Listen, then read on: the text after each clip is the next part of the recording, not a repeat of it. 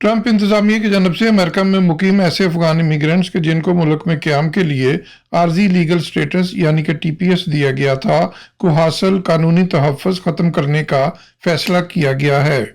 इस सिलसिले में अमरीकी होमलैंड सिक्योरिटी डिपार्टमेंट की जानब से सोमवार 12 मई को नोटिफिकेशन जारी किया गया है कि अफगानिस्तान के लिए टीपीएस स्टेटस ख़त्म करने का फैसला किया जा रहा है। ये ऐलान होमलैंड सिक्योरिटी की सेक्रेटरी क्रिस्टी नोएम की जानब से किया गया।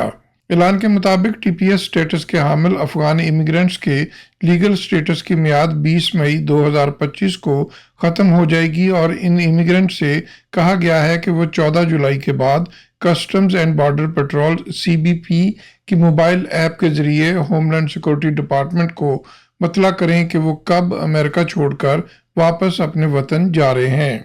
अफगान इमिग्रेंट्स को हासिल टीपीएस स्टेटस की मियाद 20 मई 2025 को ख़त्म हो जाएगी, जबकि इसका बाज़ाब्ता खात्मा 12 जुलाई 2025 से मुअस्सर होगा।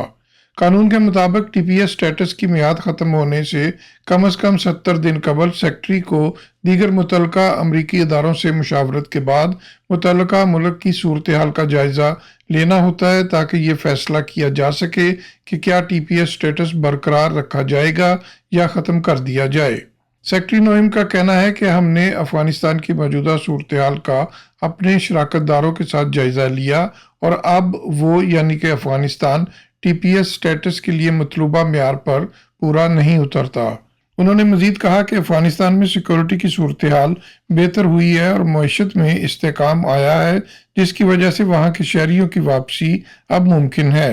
अलावा टीपीएस के हामिल बाज़ अफराद के बारे में रिकॉर्ड में फ्रॉड और अवामी सलामती को खतरे के इल्जामात भी पाए गए हैं।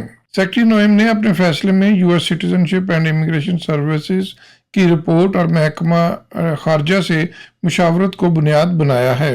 रिपोर्ट में बताया गया है कि अफगानिस्तान में सिक्योरिटी और माशी हालात में बेहतरी आई है और वहां वापसी से आम शहरियों की जान को कोई गैर मामूली खतरा लाहक नहीं।